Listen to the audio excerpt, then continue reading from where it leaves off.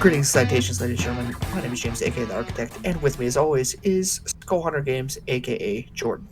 How you doing today, man? I'm doing good, dude. I'm doing good. Like always, we got Joseph, everybody. Hey, guys. How you guys doing? We definitely didn't spend an hour just talking about nothing. How's everyone doing today? Not too shabby. Better. Weather's finally becoming pleasant here in Canada. So had a good walk. Finally got to explore some of the area. I may or may not have been keeping track of how many people were masked up and how many people weren't masked up. And I'm not pathological. Anyways, 8 people were wearing their masks. 19 people. I was waiting for the number. Yeah, I'm doing all right. The weather was starting to break here. It started to look really nice, and then it turned really crappy, and then we're supposed to get snow again next week. But other than that, I think I'm doing better than maybe certain advertisers for companies such as Shamo and Subway.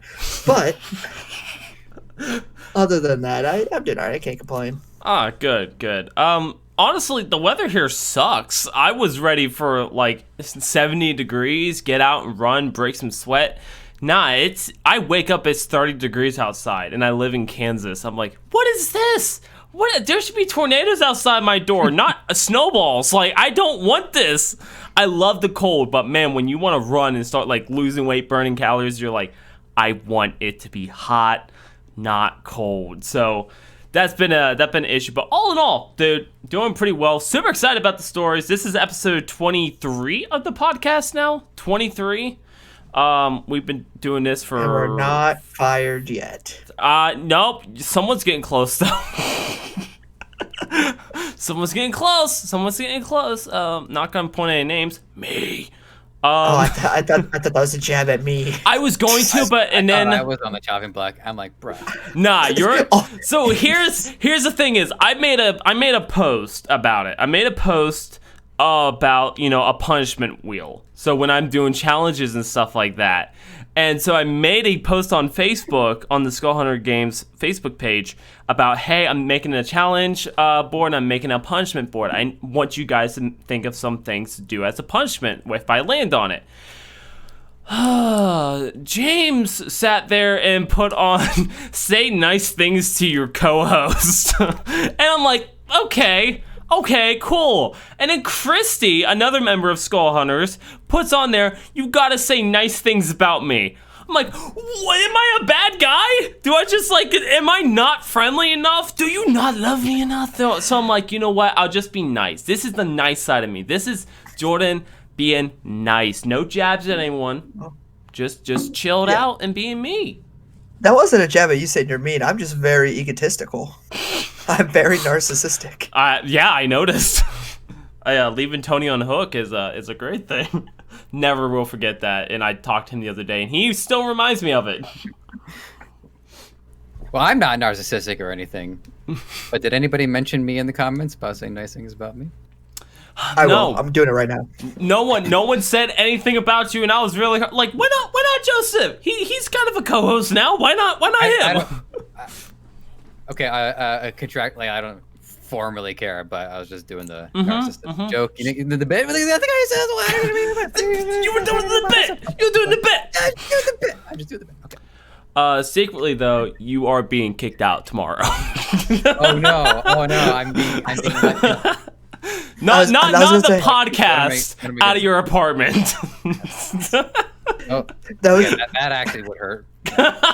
Yeah, that's not the sarcastic. Oh no, that's the legit. No. It's just funny when George. I believe I had a girlfriend. Thank you. Oh man. That's the funny thing when George said it. Someone's getting real close to being fired. All 3 of us were like, "Is it me?" I was like, is it me? And secretly, I just knew I was going to jab myself with it because I realized through this whole entire time doing the podcast, we've been only at 720p. We have not hit 1080p, and I need to do research and find that out. So I need to figure out why. Hush up. You didn't even know. So Hopefully, with Well, all you the are on your nice bend because usually it's shut your mouth. I noticed like shut your mouth is like your go-to. because Yeah. it makes you because you think it's funny. Everyone thinks it's funny when you're just like, shut up. it makes you kind of just like give a little smirk, so you know I'm not being serious about it. He's a nice guy. He's I'm a nice wonderful guy. guy. Nicest guy. Every guy. All right. Perfect. Everybody says good things. Good things about me all the time. But you know what's good? Our first story today. That is right, What? James. Take us away. Oh, this could be good. If you could show that mug real quick, we'll So, PlayStation is rumored to be starting to develop something similar to the Xbox Game Pass. Shocking. This info has been leaked by the creator and director of God of War, who says that the direction that Sony is going could lead them to try to compete for something like the Xbox Game Pass, which is weird because I thought the PlayStation Plus or Network, whatever it's called, I thought that was their version of the Game Pass. So now I am Yeah, confused. like I was thinking that this article was like 10 years old. Like, they've been providing an online service for years. Like, how is it going to be different from what they're doing now? Because yeah, this is from this week though. That's the thing. I just had to double check the article to make sure it was like this isn't 10 years old, right? Yeah, no, it's No, they haven't had anything like that. What they've been doing is they just been like giving games away for free, but they haven't had a actual like Game Pass experience and all this stuff. So I mean, and Game Pass does give you like discounts and stuff like that for the Microsoft Store, but PlayStation don't have that. They're either giving games away for free or saying $1 for the game. Here, just take it off our hands and stuff like that. okay. So through reading, I understand the difference now.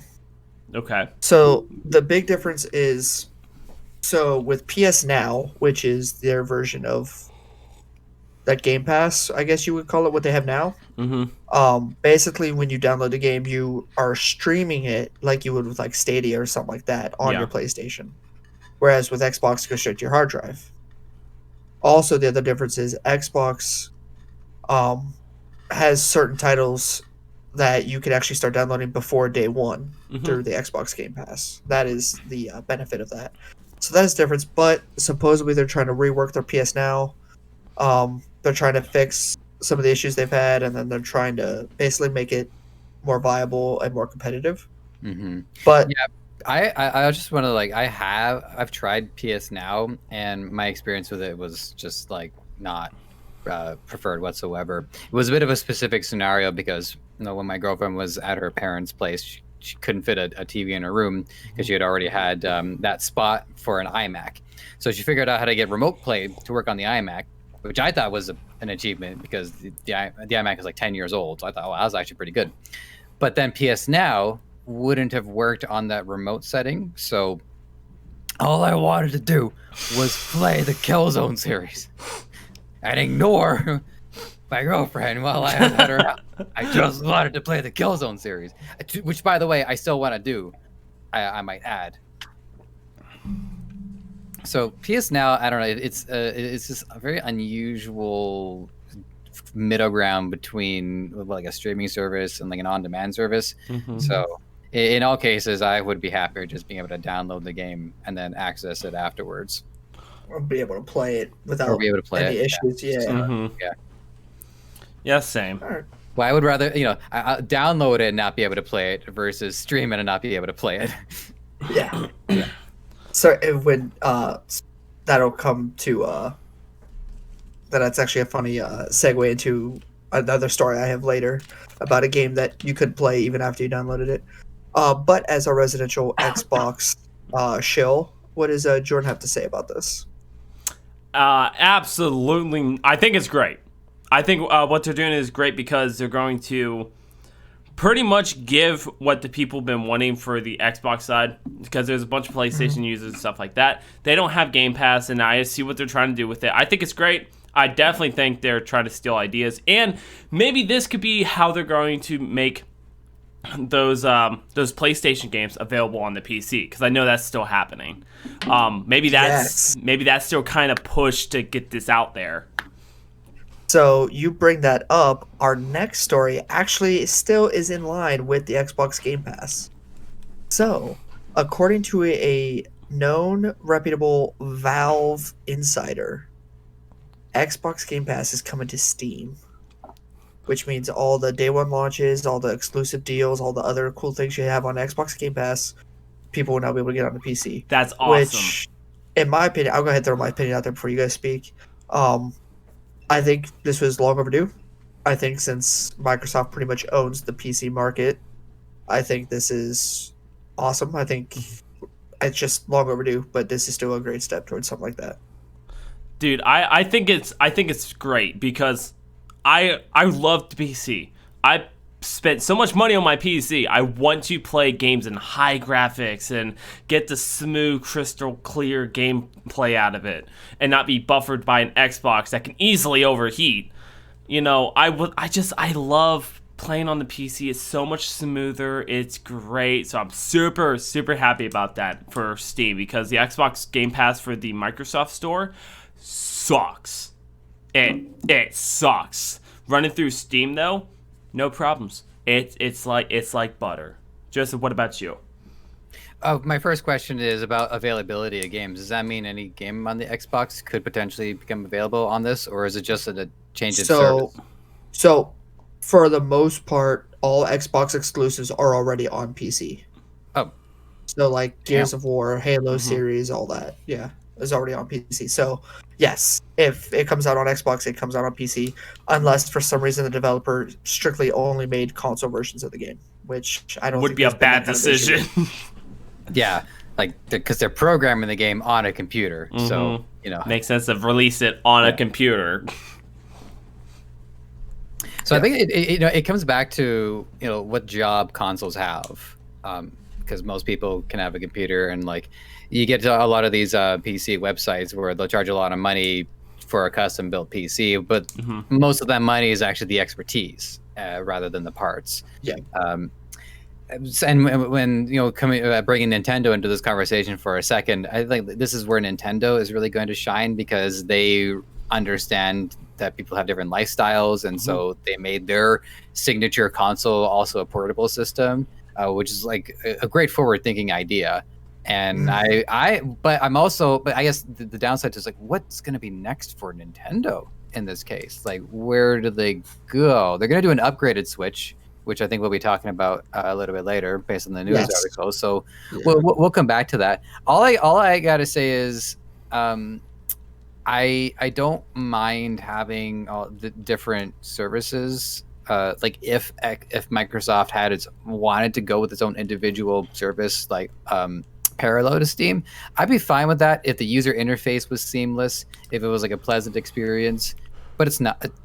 So far, my only experience with it has been invasive, where it just pops up out of nowhere to unlock an achievement because I corrected my controls or something like that. I remember first time I saw games for Windows Live when I installed the BioShock 2, and I'm like, what the hell, Microsoft, what are you doing here? I'm trying to play BioShock 2. So I don't know. They didn't. I think one of the issues with them early on was they never put a lock on it in the first place, like how Steam had an access lock because people wanted to play Half-Life 2. So the game was the incentive to adopt the platform. So the game always comes first. And so long as there's a game that comes first that incentivizes, then you can make people adopt whatever platform you want. But as far as the PC market goes, no developer has that kind of clout that Valve does. Well, I wanted to real fast piggyback off of something you just said, is the user experience for the Xbox, or for like the Steam versus the Xbox play, where you have like achievements popping up on the side. Well, there's actually something more that you don't hear streamers really talk about, is how frustrating it is because it runs down your PC so much more because it's trying to run several things at once. Yeah. And it will make trying to record a pain. And I was streaming, what was the game? The Medium. I was playing the Medium on the PC because I don't have a Series X. And the user experience, I hated every bit of it. It just was not, I refuse. Gears of War is a pain because it keeps trying to take this microphone, run it through, and there's no way to turn it off So now I have to unplug it, hurry up, turn on OBS, and as it's loading, plug back in the microphone to get it not to auto sync. And there's no easy setting to just say, keep this out of the loop. Keep it out. Just don't touch it. There's no easy setting. So versus Steam, everything's so much easier. So the user experience is, I feel like it's going to be so much better with us using Steam. Yeah, and if anybody hasn't tried it yet, big picture mode on Steam just shows where things are going. It's this beautiful, pristine, pleasing to the ears, pleasing visually experience. It's controller enabled. And one of the things about creating a user experience on the interface is you don't try to wow people like off the bat. You create something that is comforting more over time. So somebody always comes back to it. They load up Steam Big Picture, and it's a very calming, very soothing menu experience. And that's one thing that I really like to see. Like if they're gonna go for this, at least make it like a pleasing experience.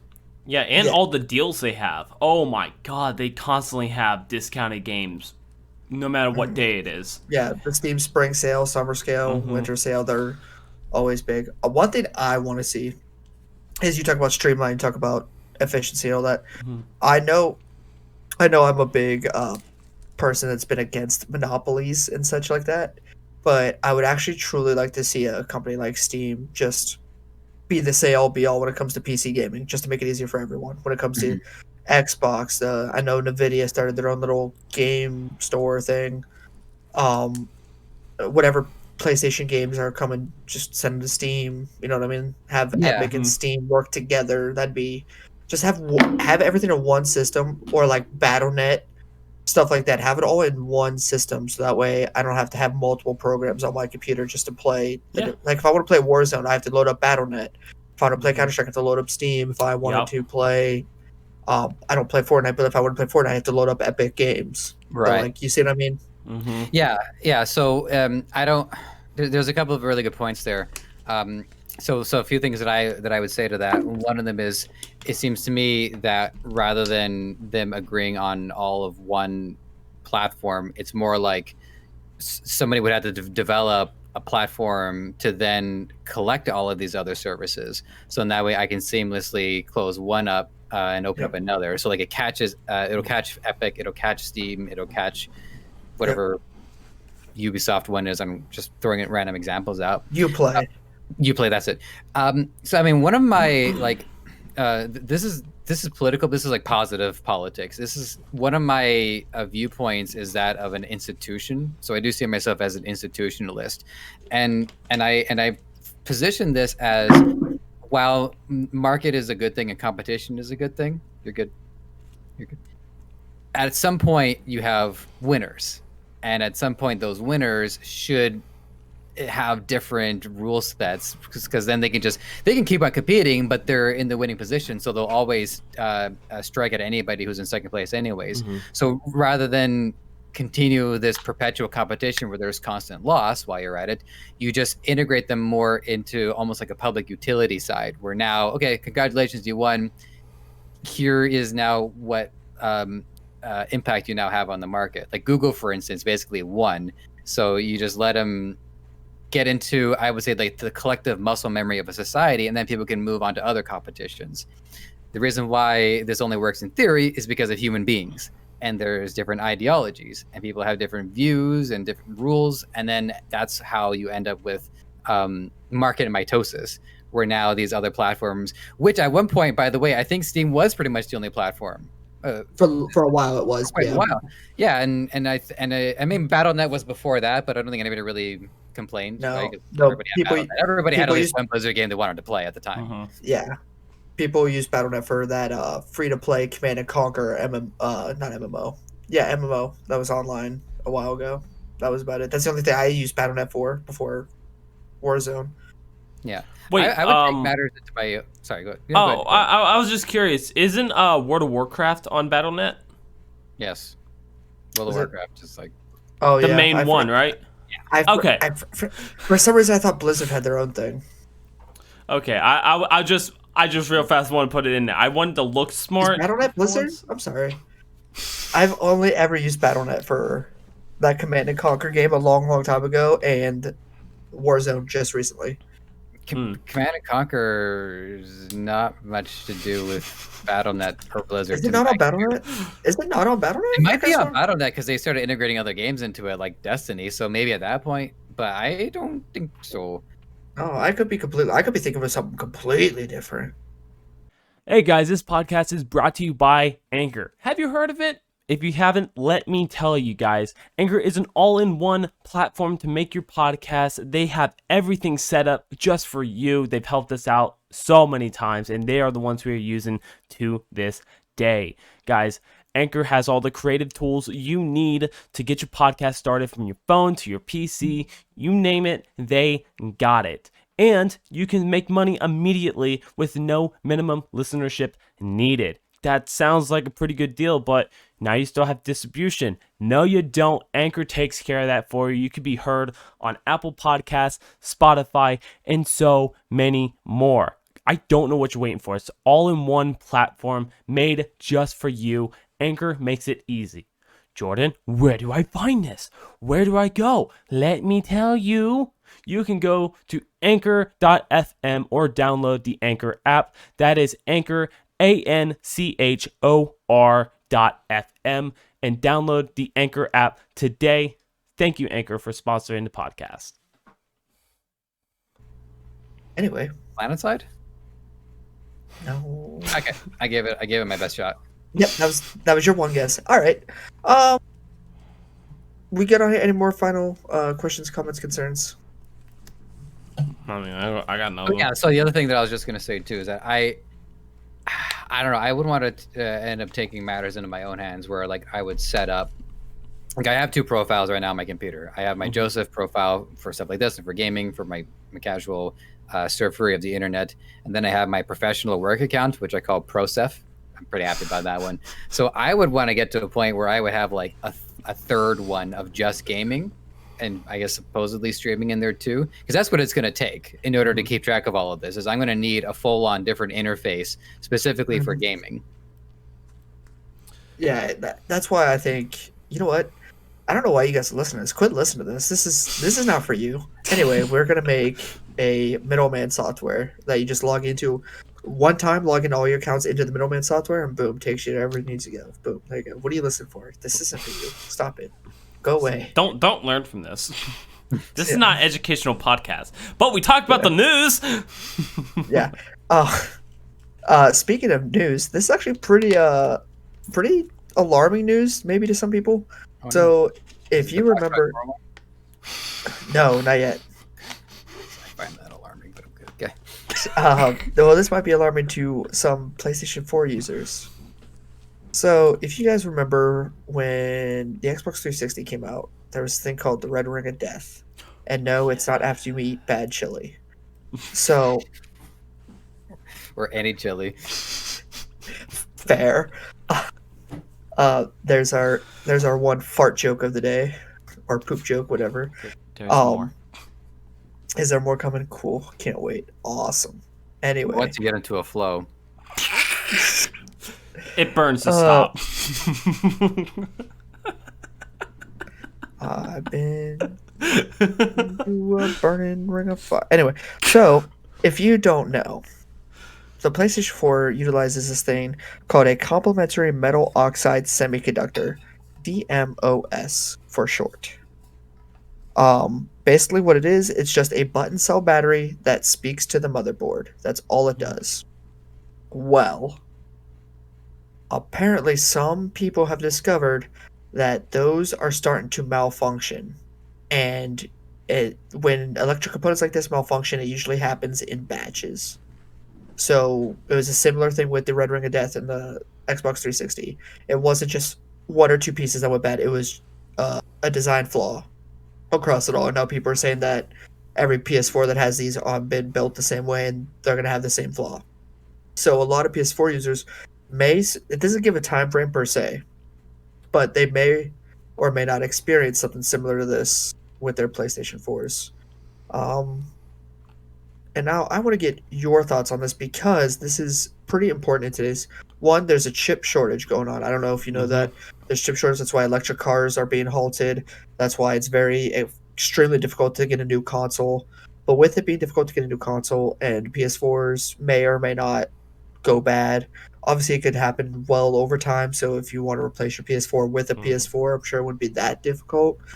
But what do you guys think of the situation? Because with the way technology is now, the amount of R&D that goes into this type of thing, especially for a massive company like Sony, you would think that this stuff would be preventable or at least be caught during like testing, because you would think with these consoles there's hours and hours of testing to go on and like shock tests and stuff like that. Joseph, go ahead and take it away. Yeah, just getting it long enough just to make sure. I might pass to Jordan just so we can have another second just to think about this. Like my overall feeling towards this is about how there's a lot of pressure to get these consoles out, and it does at least seem like they're not taking their time. But if you actually look at the data, it suggests that console cycles are actually pretty much on the same pace, as usually about 6 or 7 years. But I think what you notice about compared to like earlier console cycles is that the growth of technology within all of society was more noticeable. So like the jump between, I guess, Super Nintendo and like Nintendo 64 was also taking place, but there was a lot of other significant changes happening in society at large. Whereas now the difference between Xbox One and Xbox Series X, what are some of the major cultural or technological changes within that amount of time? Crypto? NFT? Dude, what about Dogecoin? Almost 50 cents. Dude, Dogecoin is blowing up. It spikes so high. One of the guys I work with, he said, he didn't tell me the exact amount because we don't talk about money with each other because that's weird. But he said that he made a crap ton on it, and basically he said that he wasn't coming to work next week. I mean, I understand. Luckily, though, me and Brittany are good with financing, so we're not doing that, but we do have a ton in Doge. So when it bounced up, I was super excited. Cause I'm like, I know. Retirement. I know. Brittany's been, she's been hard on the Dogecoin for weeks now. I finally got her to wear color, and then she bought like 6 Doge shirts, all in black, and I'm like, no, I want you to wear more color.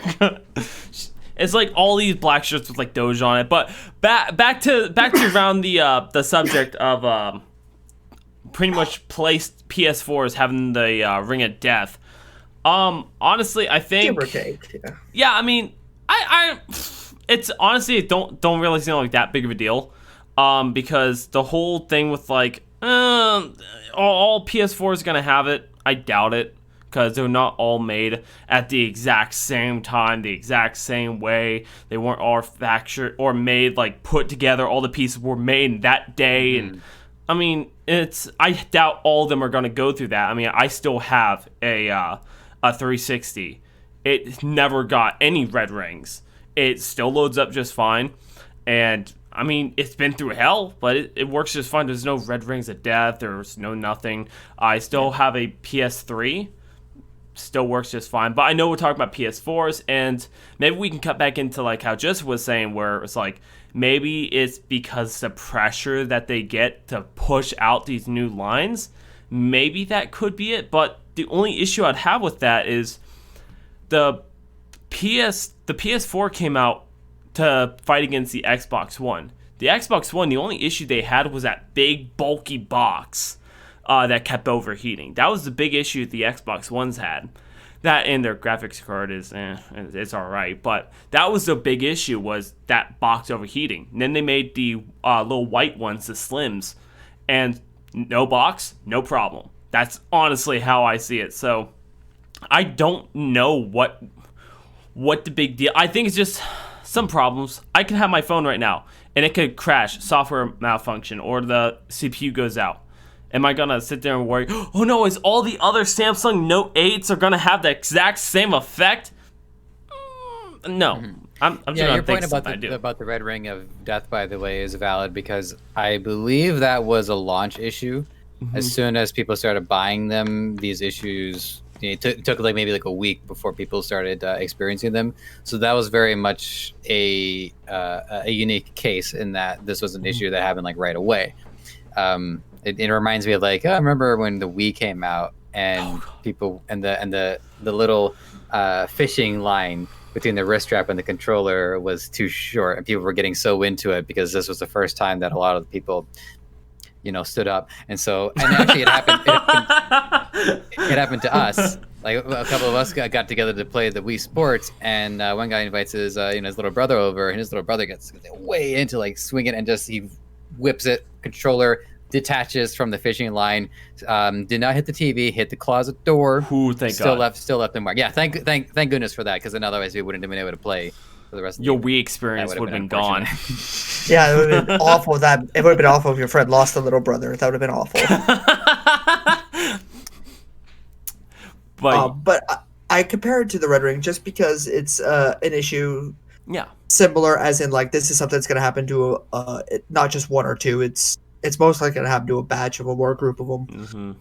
But the reason why I try to make this more of a serious issue than it is due to the whole thing that there is a console shortage right now, and people now more than ever need a source of entertainment or stress relief or whatever they might use their console for. Mm-hmm. And with there being a console shortage, this would happen. Like, that's more so the angle I was going for. I know it doesn't really compare to the Red Ring, but kind of does. But I know it doesn't. Kind of. Yeah. My one issue would have been I could like being cheesed based on the service I options I would have. If I call up Sony and they I'm in this particular case, it's hard to get a PS5, but if for instance that they can't service it because it's no longer the current gen console or whatever excuse you're going to make, then that to me is going to reek of planned or coincidental obsolescence, and I would feel pretty cheesed about that, because it's not like I'm playing a retro console. The difference again between a Super Nintendo and Nintendo 64 is a lot more pronounced, and you can feel like you're playing an artifact when other people are playing games in 3 dimensions, but now it's not the same thing. Even having a PS3 is still like pretty much a contemporary console in my opinion. You know what game came out on those contemporary consoles, though? The BioShock series. Yes, Joseph, I think you're excited for this one. Get me started. People are always saying, don't get me started, and then it gets started. You can get me started. Oh, that's okay. Well, I'm about to pull that ripcord. Ready? So, the developers behind BioShock have apparently put out a job listing. And this job listing is asking for a senior writer for a... Here, you know what? I have the exact... Do you guys want to hear the exact job description? Because I think I have it right here. Sure. Yeah. All right. I did. Cloud Chamber, who is the company behind the next BioShock game, is looking for a senior writer to join our talented narrative team to bring the world of BioShock to life once again. Under the supervision of the lead writer and collaborating closely with the narrative and design teams, our senior writer will craft memorable narrative arcs, write dialogue, and breathe life into our characters. Experience in writing for games with particular aptitude for managing the nuances of interactive storytelling would be ideal for this role. We're hoping to find someone who can weave impactful, character-driven stories in an open-world setting. This is important, and I bring this up because of that very last note. Impactful, character-driven stories in an open-world setting. So like a Fallout. So what this is telling us is that they're taking everything we know about Rapture, taking everything we know about Columbia, and they're going to put it in an open-world game. We talked recently about open world games and how they don't work. Like, they do work, but they don't. Like, it's hard to make it work. Open world games are great value. They are some of the best value you can get in gaming, because they give players a reason to be there for 80 hours, 90 hours, 100 hours. And the activity that players do in these games, sometimes it'll be like a high octane. I think at Red Dead, there will be shootouts and there will be fun moments, but they are also spaced out by stuff that's, I guess, more sensory pleasing. Like riding around on a horse is probably pleasing to some people, just the feeling of it, the open world and freedom and all that stuff.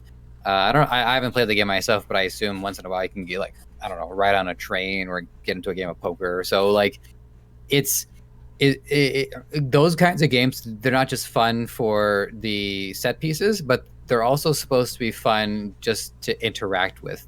Think of MMORPGs, for instance. An MMORPG is somewhere that I can just exist, and I can work on my crafting, I can socialize with people. So it leans a little bit into a virtual reality setting rather than straight up gameplay. BioShock is one of my favorite series. And the reason why is because as a creative and as a storyteller, as well as a gamer, and as well as somebody with with knowledge of economics, BioShock combines all of those into a cohesive experience, and it never gives a player more choice than is necessary. So walking around Rapture, for instance, from a game design perspective, it's perfect because the whole like underwater city allows the developer to create these restrictive environments that don't push the hardware. But you can look out the window and you can see these other buildings, and so it conveys the idea of being in the underwater city. It's a great concept. It's great to write stories about, but it is a masterstroke of a game setting. Everything that I say when I praise that game, it always ties into how it's effective on a gameplay perspective. It's not like, oh, the game is great, but the story is good too. No. It's about this net. It's about meshing both together. And and really, if you haven't played it, I mean, the third act, it gets kind of draws out towards the end, but still, it's just brilliant game design. BioShock Infinite was too ambitious. They could not pull off what they wanted to, which is why 10 years, not 10 years, but it's been a while since that game Give or has take, come out. yeah. And I still want to play the game that they marketed. What they gave me was the ice cream at home version of the game that they were marketing. So now, this time, I ain't trusting reviews on this one. I'm probably going to have to watch some gameplay footage of a streamer to see if like they're going to actually pull off the gameplay that I want to see.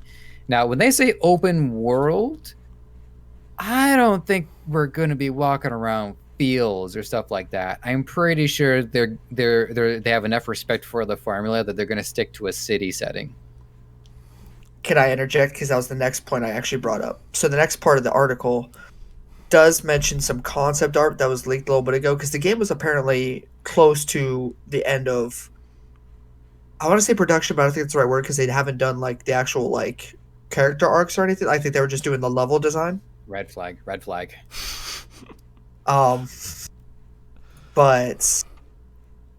what was I gonna say? Oh yeah, but they're supposedly saying that it's not gonna take place in either Rapture or Columbia, so we're gonna see it's a brand new place.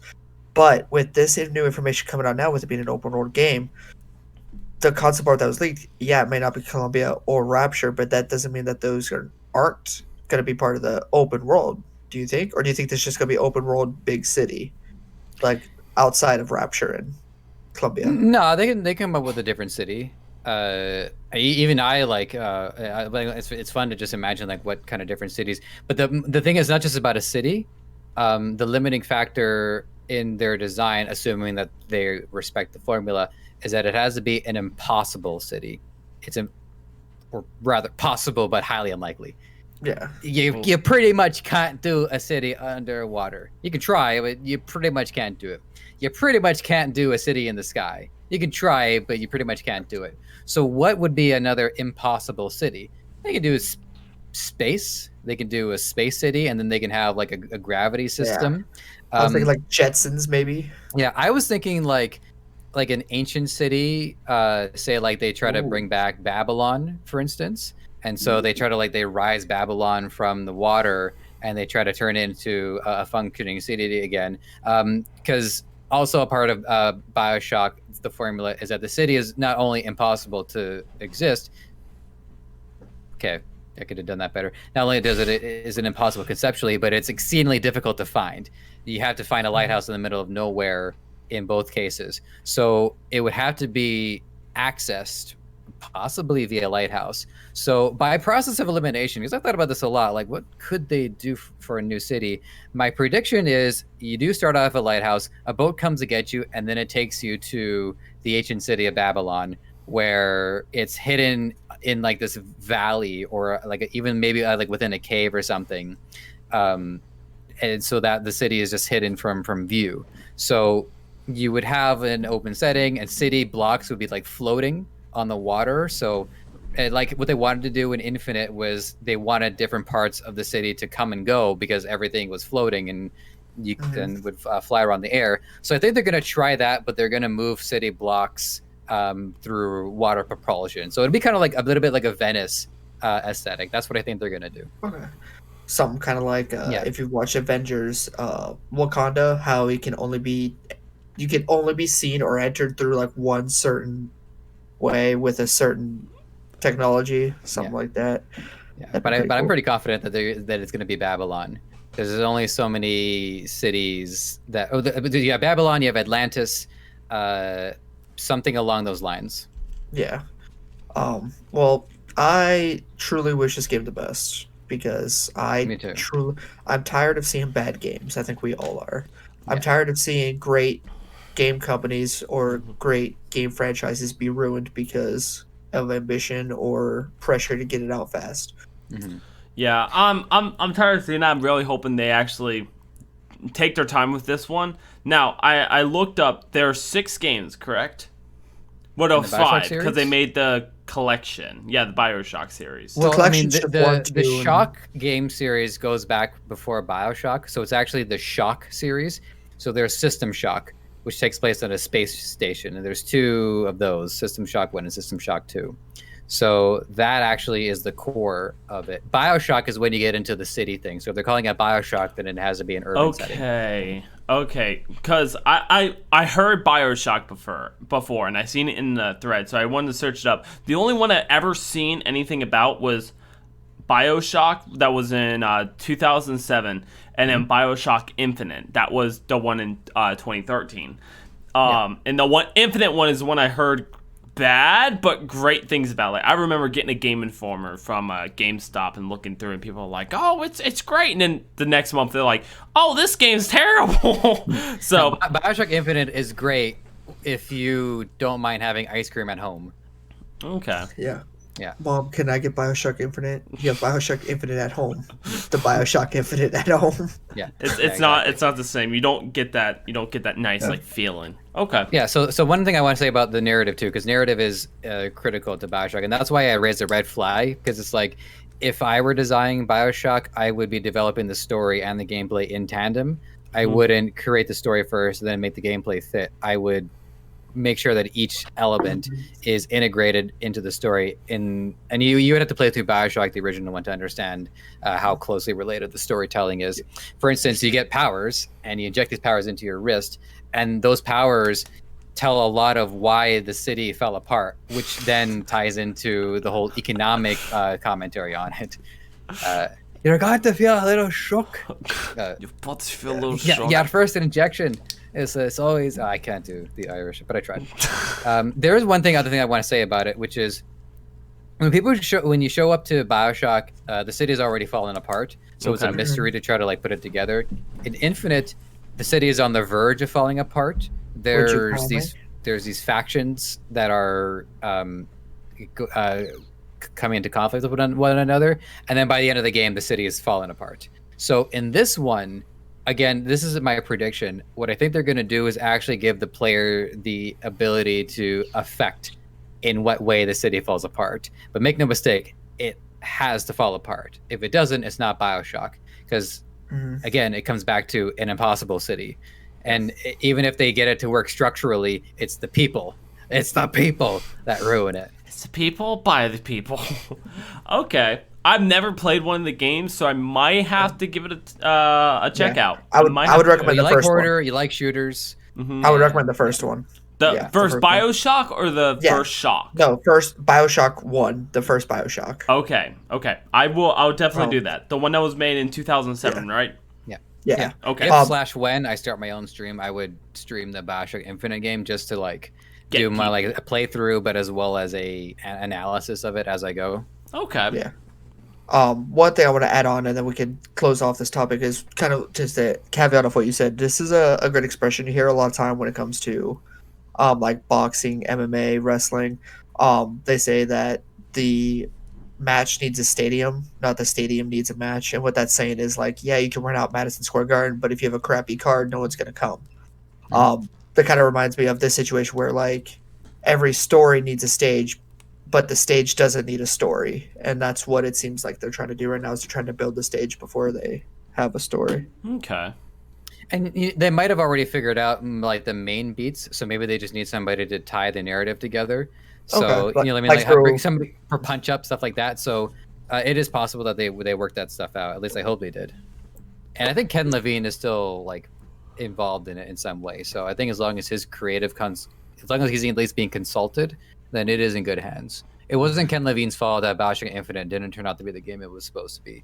The game was just crumbled due to the pressure to get it to work, and it didn't work. So they had to dial it back, way back. Yeah, and that's what we're seeing. That's what we're seeing a lot more nowadays. Than it's just bad. Now, gentlemen, would you kindly? That's a reference for the one person here that might have got it. Would you kindly? Thank you, I appreciate it. Go to the article in your Discord that says experts predict what gamers' hands will look like in the future. And I want us to just go through this and roast it. It's a casino review site called Slotwise, you can see right there. They teamed up with scientific experts, aka virgins, and they wanted to create a 3D model of what our descendants' hands would look like if we keep gaming, because gaming is such a thing that evolution has yet to keep up with. Oh, slot wise. Oh, I'm sorry. I want you guys to look at these beauties. That literally looks like foot-long hot dogs. Oh my god, that's a monstrosity. Oh my god. They predict that both our index and middle fingers will extend enormously. But they And won't. this is to be able to press more buttons on the back of the controllers. All the buttons that are on the back of the controllers. Look at this thing. Yeah, do you see that? Do you see all these buttons up here? Oh my god. That's- Two buttons on top is pushing it. Change my mind. That's why we need the foot-long fingies. I understand, like, if I want everyone to hold up your pinky like this. I think we did this once before. Now, Joseph, you're gonna be hard to sell, so I think you might have to sit this one out. But if you look right here, you'll see a little divot in this pinky, and it's not nearly as noticeable on your less dominant hand. I'm taking my gloves off. Yeah, so if you hold it up like that, you see a divot on your dominant hand and not your non-dominant hand. Yeah. For the most part, it happens to most people.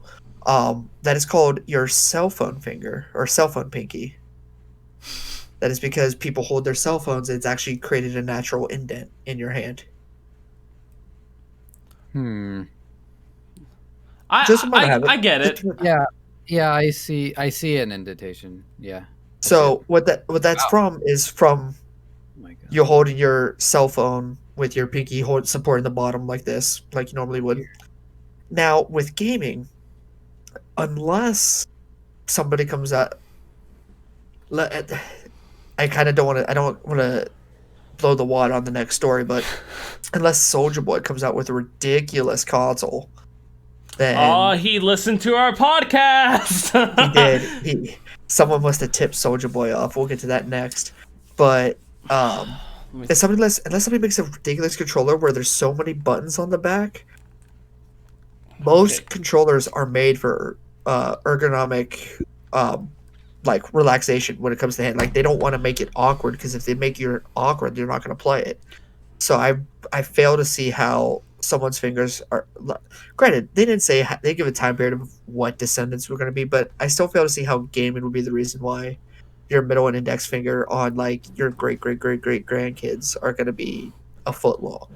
I would like to know first, who posted this? Like who went out of their way to do this? What company? The casino review site known Okay. as Slotwise, Okay. teamed up with a group of scientists, aka a whole group of people who have never played video games from the sounds of it. Okay. Then Just by looking at the 3D model they made of the person holding the controller. then I would love to sit there and give a good demonstration. If you're listening to this, so let me just I'm holding a controller. They make it so we can hold the controller. Okay. With that in mind, we have virtual reality games. We have headsets that puts us into the games. And then our controller is legitimately no bigger than our phone. And it's just there so we know where our hands are. And we have little buttons. How the hell do they expect our human bodies to expand for gaming? Like, we've been playing the piano and our fingers aren't just growing out and just going, "Na, na, na, na, na, na, na." No, we have more pianists and gamers. A lot of creators, am I right? I said it would be nice this podcast. I said it would be nice. I'm not gonna say the S word. Not gonna say it. But it's like we're not gonna grow magical fingers to blast somebody. No, gamers. There've been more. Okay, I know you get that. I know you. Yeah, that's right. Yeah, little face. But it's not gonna happen. It's not gonna happen. Casino guys in your lab, get some new scientists. Get someone. Find gamers. Simply get Just get someone else to talk to you. You need a friend. You need a friend. Call me now. My number is not happening. Funny, the first time I've seen something predictive like this, there was another one that also predicted the overall body shape. the Chad, yeah. Like a huge ET spinal posture. Yeah. And the one that set me off was their head would have this massive valley just because of all the time that they spend wearing a headphone. And I gotta say that one actually kind of scared me a bit because I'm like, wear the headphones a lot, and there might be if there's a divot on my picture, it could be a divot in my head, so I'll give him a point on that one. But I think a lot of this is just like, it's the signal versus the noise. Is like, what's the point that they're trying to make here? Which is, we can contort our bodies into some unpleasant ways. So maybe, I don't know, get some fresh air or play a slot machine. I'm sure that's their end game. It's like, put down the controller, play poker. Like, okay, all right, good one. Just think about it. If our fingers expand like that from playing video games, guys, we're gonna kill it on the piano. Like, we are gonna. Here's the thing. I think we're kind of skipping it here, because the way evolution works is it wouldn't be us. It wouldn't be our kids. It wouldn't even be our great grandkids. Well, it's not gonna happen. It'd be lineages down that would finally evolve into that. So I mean, we would never see that anyway. So maybe after we've been dead. Well, here's the thing though. The thing with controllers is that they're becoming less and less controllers now. People are. First off, I don't know how many. Like, I'm one. I know I'm not the only one who mostly does mouse and keyboard. Yeah. Virtual reality, you're just holding a stick. Yeah. So I mean, I don't understand how they can come to that conclusion on as so matter of factly as they did. I think that the controllers that we have now are pretty well an established standard. The only real change is just like features or what colors they emit. But we've since what was it? I guess the PlayStation 3, maybe even PS2, 4 face buttons, a D-pad, 2 analog sticks, and then 4 shoulder buttons.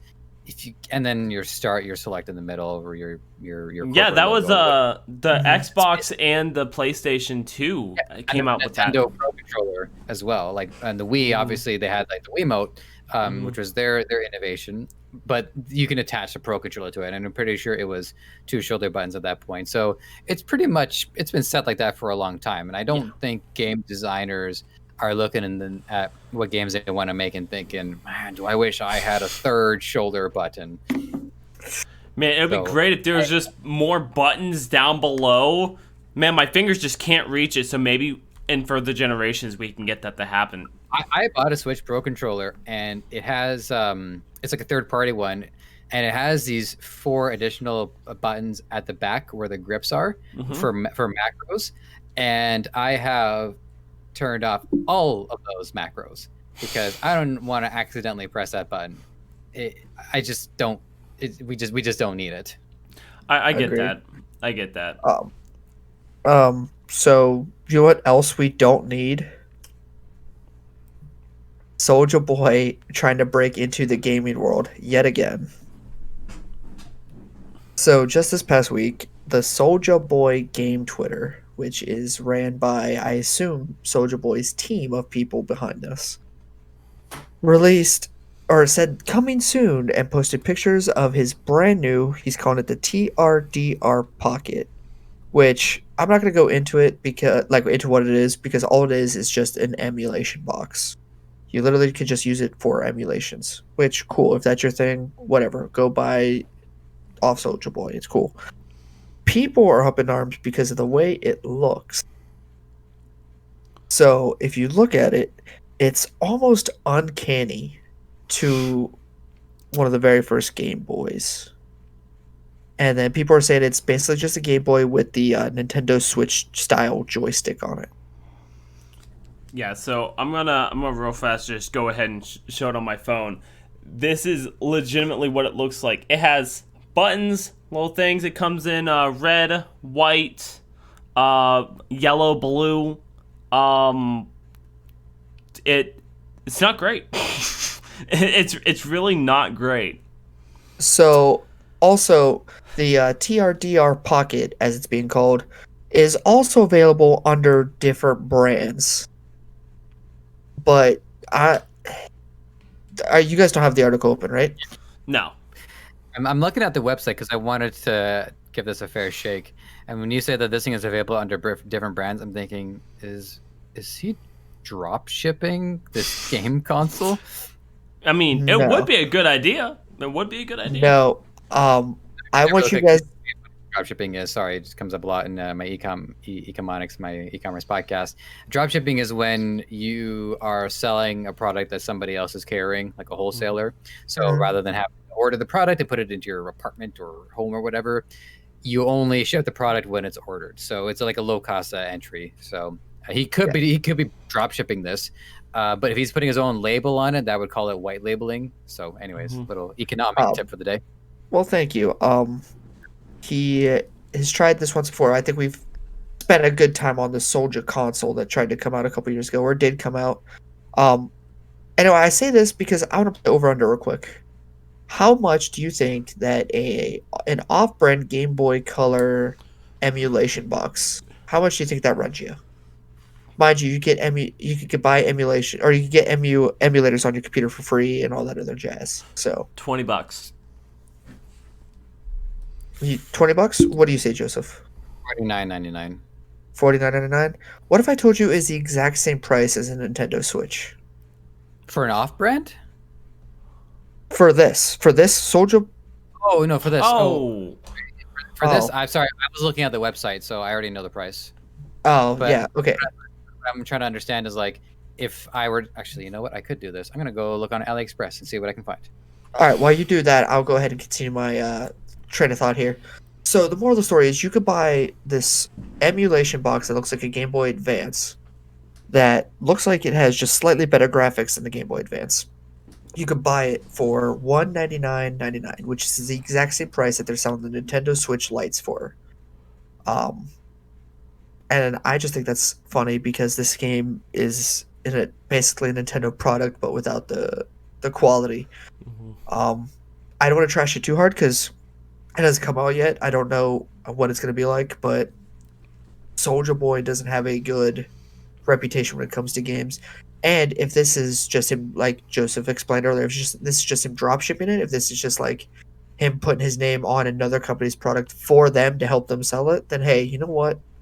Go for it. But I truly, without a shadow of doubt, 100% will be staying away from this product. So I am looking, and there are plenty of portable game consoles on AliExpress, but none of them look like it. Uh-oh. What's up? Just as I said that, I found one that... See, most of them didn't have 6 buttons, but I just found one that does. In fact, I will link you guys to this. So, little. Actually, I'm gonna have to link it to you guys in the podcast news thing. Okay, that's fine. So the thing about a lot of products that you'll see, and anybody who's on Facebook or Google, you'll see these ads. There are a lot of products being marketed, and oftentimes you can go to AliExpress and you can probably find that for a cheaper price. Case in point, my arthritis protection gloves. Yep. I paid $20 for these because when they were marketed to me, and then when I found out that they weren't AliExpress, I didn't order $20 worth, which netted me $3. I gave one to my girlfriend. I have an extra one as backup. Now, a lot of people at the side of that will think, well, that's skeezy, and you're not wrong. So in order for me to like make peace with this system, you have to understand that a lot of that money goes into service, having somebody on the other end who can address the problem and make sure that if there's any issues, you have peace of mind that you can have somebody you can turn to. A lot of that money goes into marketing, because well, if say to take the gloves for instance, there's lots of people who could use these, right? Especially here in the gaming world, and yet there's people who don't have them. So a marketer comes along and tries to sell you on these, and so that's where a lot of that profit margin comes in. So it comes actually more about the marketing than the product. And to Sojo's Boy's credit, I will say that I'm not seeing any consoles that are exactly the way his is designed. There are some close calls, but nothing quite exactly the way his looks. But again, just so you know where a lot of your money is going, the money is going into the marketing, is going into the brand, and then is going into whatever service that they will provide for you after the fact. So I get what you're saying, and I agree with you to an extent. The thing you just linked me though is literally what he's selling, except for it might look a little different, but it has the 6 buttons with the little joystick, the D-pad. It even has the different color options, and it is. Say again? The analog stick is different. It is different. Yeah, I didn't say it's exactly like it, but I mean it's close enough. It's very close, and in US dollars, it is $23. I'll round up $23. Whereas Soldier Boy is selling his for $199.99, and this one says it supports Game Boy Advance, NES, SNES, MAME, all the classics. So what I kind of feel like doing now is I feel like ordering one of these portable consoles. If I can get like one for maybe $38, just to see how well this thing can actually hold up. Holy shit! There's some really, really even closer calls. My goodness. Yeah. So as you look at that, like obviously, there's a reason why I said you can find these online for cheaper, because you can. I mean, yeah, it might not be the exact same one. It might not be sold by Soldier Boy, but if you are in the very niche market for a handheld emulation box, you already know where to go for that. And Soldier Boy, I don't think is going to be your plug. And I don't want to condemn, because I don't have all the information. It is possible that he is getting a designer to make some adjustments so that it is still a console unique to his specifications. So that is totally possible, and it is something that can happen in marketing. So one strategy would be, and I can actually show you guys the product that I'm working on, which are these drawers that they stick underneath a desk. And so it allows you to have more space at your workstation, clear up clutter. It's not groundbreaking or anything, but I'm excited about it because I like the idea of like encouraging people to think about their space more. Like, hey, I'm renting every square inch, whether it's horizontal or vertical, so I want to use every square inch. Now, this thing is coming from AliExpress. There is a supplier somewhere in China. But if I have what I have here is a winning product and I can market it well, eventually I can reinvest into the business and I can have one developed specifically. So the beauty of all of this is that you do have starting points, but you're marketing to people who don't know better, and that's me being completely honest about it. So everybody in Skulll Hunter, you're all past the veil now. Anytime you see something being marketed, check AliExpress first, and then you go back to the person who's marketing to you and you say, if I buy off this person, who am I supporting? Am I supporting a mission? Am I supporting somebody who's sharing knowledge, is writing content, is going the extra mile to provide me additional value? Are they going to email me afterwards and say, hey, thanks for ordering this product. Now you're going to subscribe to our newsletter where we'll send you cool information about life hacks, things you can do. So, always look for the value proposal. And that's the thing. We don't know the whole situation behind the whole Soldier Boy thing. We don't know. Maybe it's a situation where he said, "Hey, I'll help you sell these things if you give me profit sharing or a part of the company or something like that." And that's why his name is attached to this, because it was another company who just looked for him to get back into the game. That could be it too. I don't know. So I think it's time to talk about Nintendo, but this time the real Nintendo, not Soldier Nintendo. So we've talked about leaks a lot the past couple weeks. There's been tons of leaky things, but I want to get that checked out. My wife just texted me. Shit out. Anyway, so a leaker came out recently and came onto Twitter and said that he had leaks for 3 upcoming Nintendo Switch games. Would you like to know what these games are, gentlemen? Yes. All right. First off is Dragon Ball Z Kakarot. Okay. Cool. Bandai Namco apparently teased this a couple months ago, but they denied it ever coming to Nintendo Switch. Well, they are liars.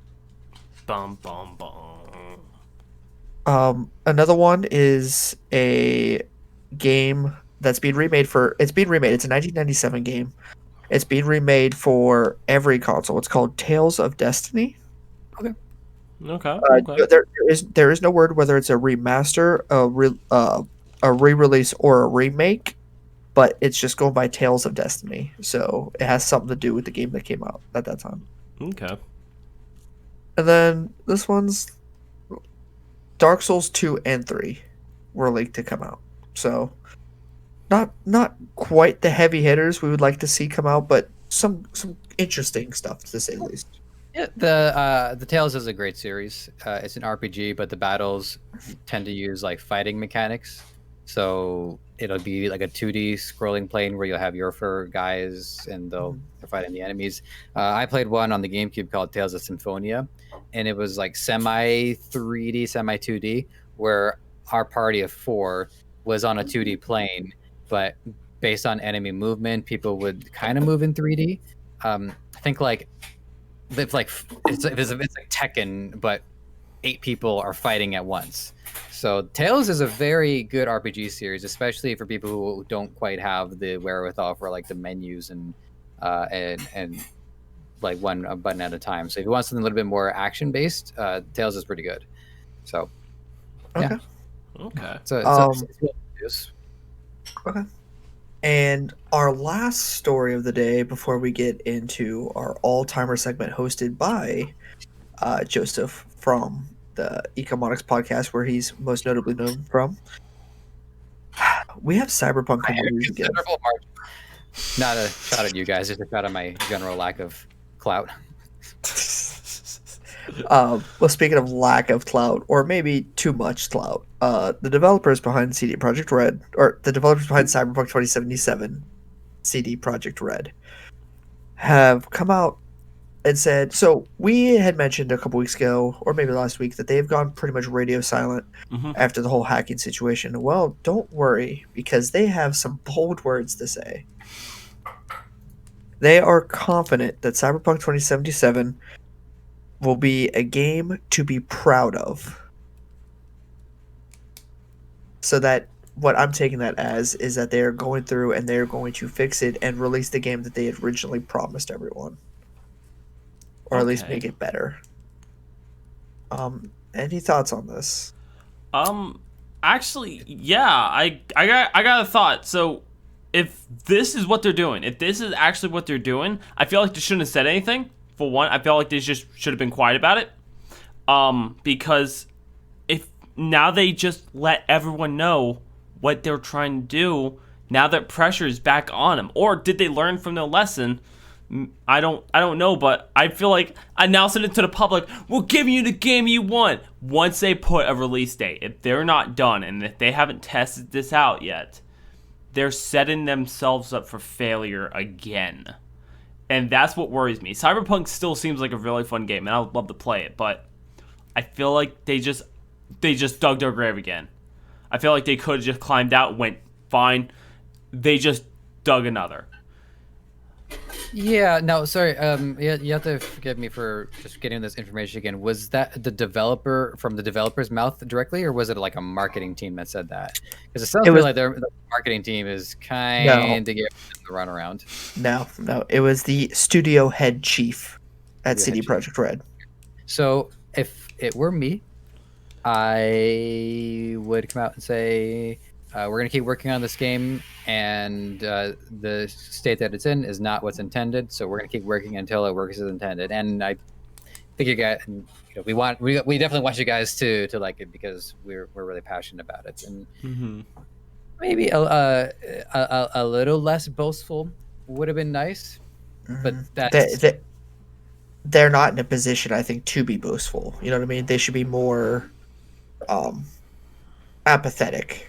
Not necessarily, but not boastful. All right. Well, on that note, we talked about clowns. Now it's time for the all-timer segment. This, ladies and gentlemen, is a segment where we talk about our all-time worst or favorite things. And this one's brought to you by Joseph. Thank you very much. So, since we were talking about controllers for quite a bit, I want to hear what yours' opinions is on. Now, by the way, mouse and keyboard doesn't count. Throwing it out there, just so you guys know, because then otherwise all three of us would have the same answer. Yeah. So, your all-time favorite controller, and I'll go first just to give you guys a moment to stew.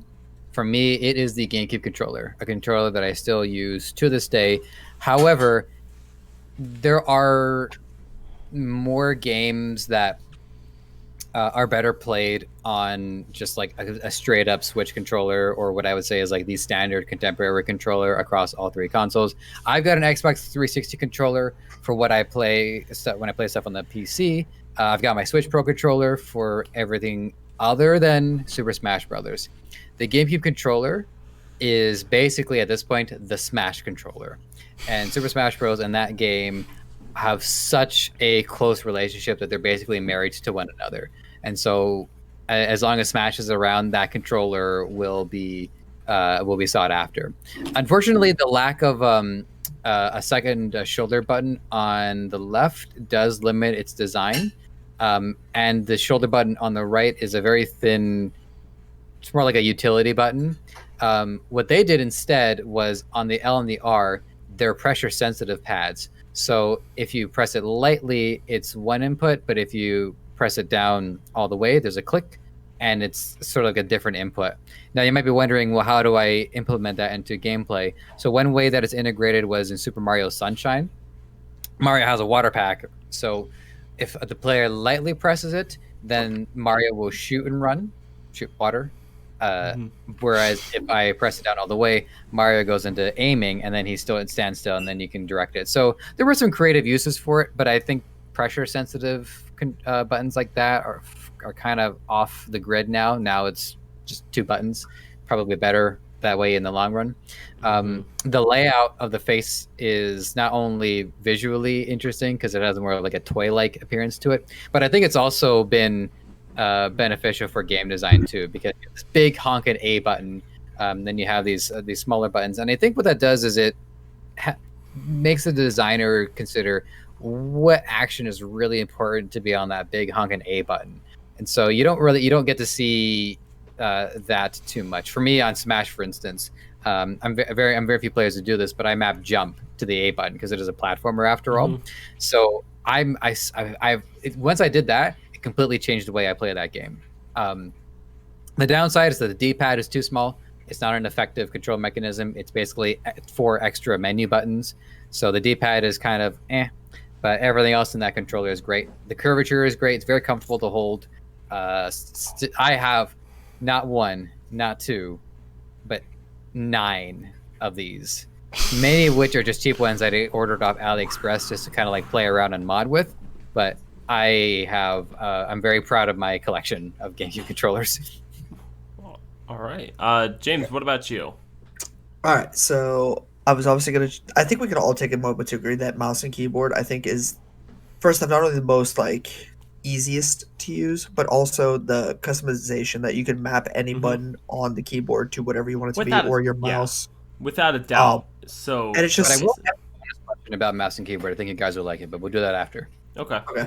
But when it comes to actual controllers, I don't know if I'm gonna get made fun of for this, but you know how the little on the Switch, the actual two that plug into the side, Yeah.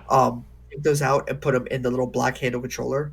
I truly love that. It's simple, it's small enough so where my hands like are comfortable holding it, and every button's so easy to memorize. Like it's simple, it's easy, and like nothing's like, how do I say it? Like, so like on the Nintendo 64, that was going to be my backup choice. They had the joystick in the middle, Yeah. had the D-pad over here, and then you had the button right here, and then the shoulder buttons, and then you had the letter buttons up here. Mm-hmm. It's easier than that, but it gives you that feel almost like I guess a simpler one to explain would be, it's like a smaller 360 controller, just because it has kind of the same layout when they're both in their little homes. Now, I haven't used the Switch Pro controllers, which is it's a one controller that's supposed to function like that. I haven't used one of those, but I'm talking about the actual like that goes into the. Yeah, I hate to say the cheap plastic ones, but that like cheap plastic one they made versus the ones that go with it, full functioning controllers. Yeah, exactly. Yeah, okay. I love it. Yeah. Okay. I have two critiques with that one. I like it a lot. But I didn't like it enough to. Well, the thing is, when I have other people coming over to play Streets of Rage, we needed at least a few of those because the game controllers did not work with Streets of Rage. The D-pad is just a smidge too small for my liking. And the only other real pet peeve that I have with it is that I have these plastic shells over my two widgets or whatever we have to call them. Controllers. Controller A. Man, am I struggling with the that bumper one. buttons? Is that what you're talking about? Yeah. So I have to take off the plastic shell in order to fit it into it. So for me, it's like, well, it's a few steps too many. But other than that, yeah, it definitely is the controller to pull the weight of an entire system for somebody who doesn't have anything else or nor needs it. The fact that those can then fit into the system itself can be taken, then it also functions at its own. High praise. Yeah, but even when it's, I will say this again to it, even when it's on the screen and you pull it up and you're in portable mode, it still feels comfortable. Like, it doesn't feel like it's out of place at all. It doesn't feel like you're pushing buttons on the side of a screen. It feels like you're playing a legit console. But what about you, Jordan? So it's kind of hard for me because honestly, let's all agree, if you buy a console that's gonna have a different controller, you're gonna get used to it. Like, you're just gonna get used to that feel. So it's like when that's all said and done, I usually look for like what lasts. Like, with you playing it, how many times do you have to replace it a year, if you even have to? So that's what I want to go ahead and look at.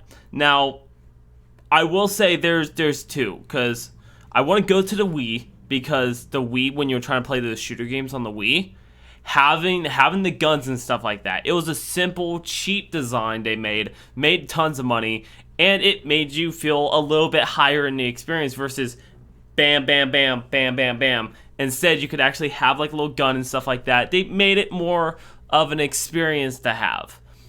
But honestly, I will say the old original Xbox controller with like the special little plug at the bottom of it has been my favorite, because this controller right here, I won 3 years ago for a Call of Duty tournament, and I use it every day still.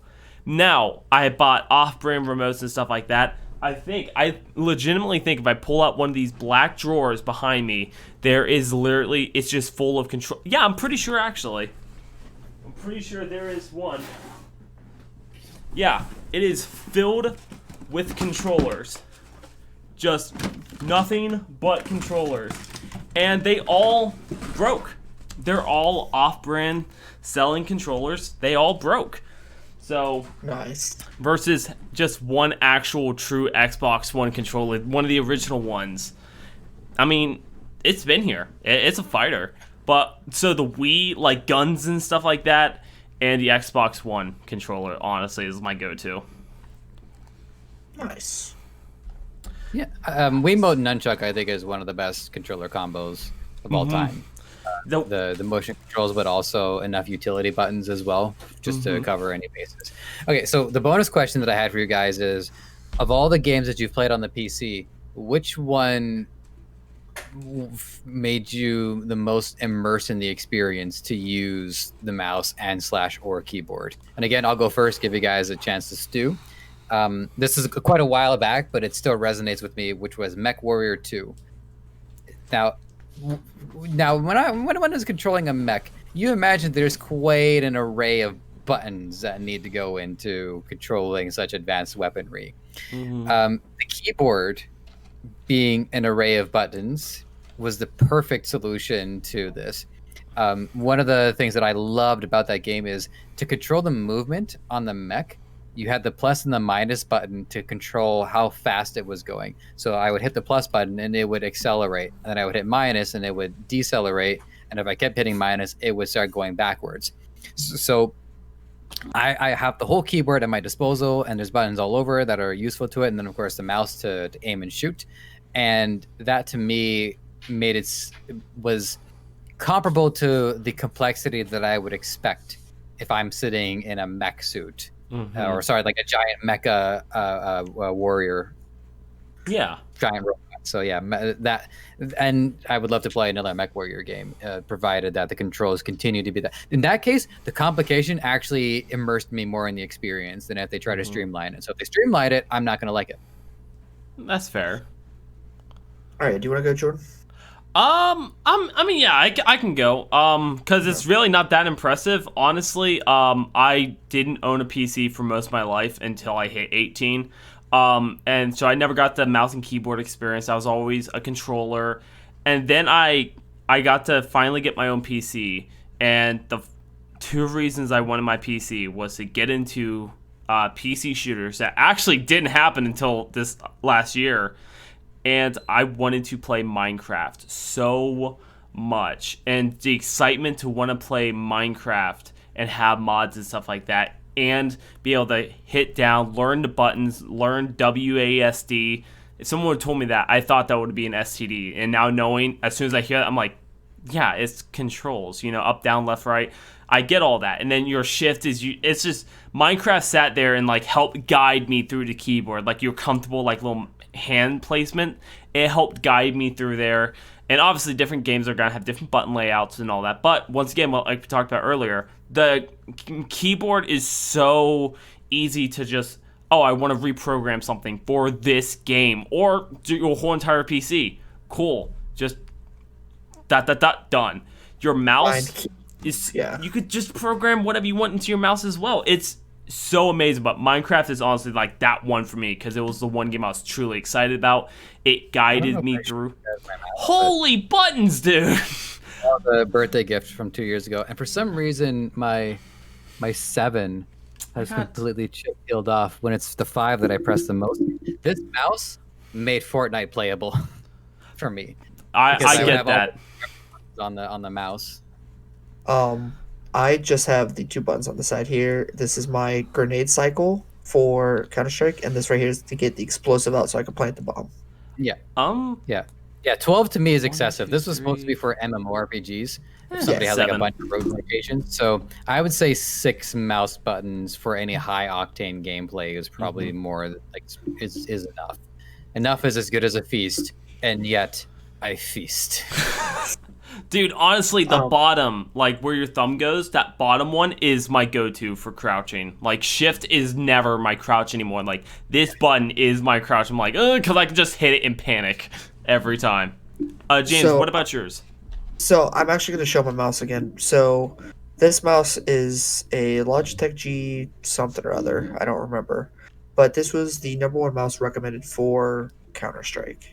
Like it's supposed to be the most smooth. It's supposed to be the best when it comes to reactions, feedback, stuff like that.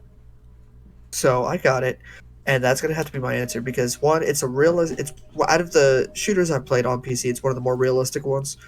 But just the flow of the mouse that goes with while you aim, like every time you get a kill, it feels like you're in it, like your hand did that. Yeah, because my observation with Counter-Strike is that aiming is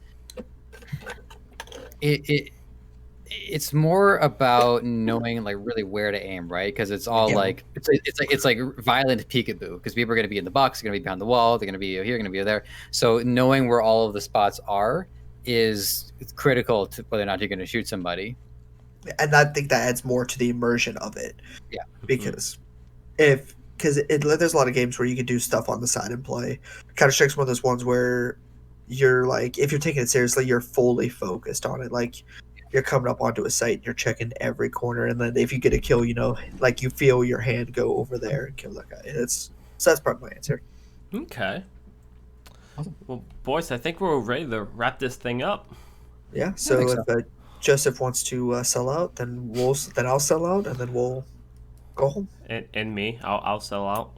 Well, I usually sell out for you, but you can sell out for yourself if you want. Thanks, man. Okay, I got it. This podcast is brought to you by Anchor. What is Anchor? Okay. If I knew everything to say, I'd have done it, but I don't. So that's awesome. So for those of you got a little taste of some e-commerce background at this time, it was a good time to bring it up. You can learn a lot more about how to do all that on Ecomonics. That is ECOMONICS. It is an e-commerce podcast that might be what you need to take control of your life. And I'm not being hyperbolic because I talk to people every week who take control of their lives.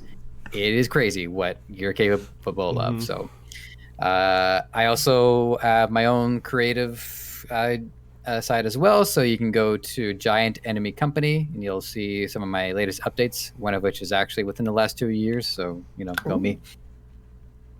Good job. All right. Do you want me to say you out, Jordan, or do you want to say yourself out? You know what? I want you to sell me out and sell yourself out. All right, cool. If you want to see more of Jordan, you can catch him at Skulll Hunter Games on YouTube and Facebook, and many other social media platforms. He's on there. I don't know how active he is on there because he's not active on Twitter, and that's the one platform I use when it comes to social media. But he is active on YouTube and Facebook, where he streams a lot. Tuesday, he'll be with myself and Joseph and our good friend twitch.tv/Guja. We'll be playing Counter-Strike as per usual for every other week now. It seems like we have a little bit of a schedule going on. And if you find me, I'm on YouTube at The Architect. We'll be streaming also that game or that stream with him.